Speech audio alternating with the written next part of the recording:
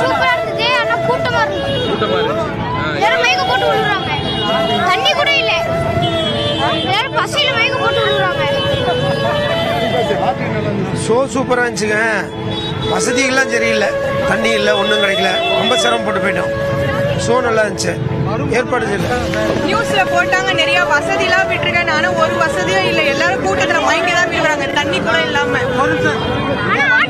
1.5 kilometre நடக்குறாங்க sir. அந்த ரோட்ல கூட நடக்க முடியல, குடிக்க தண்ணி இல்ல.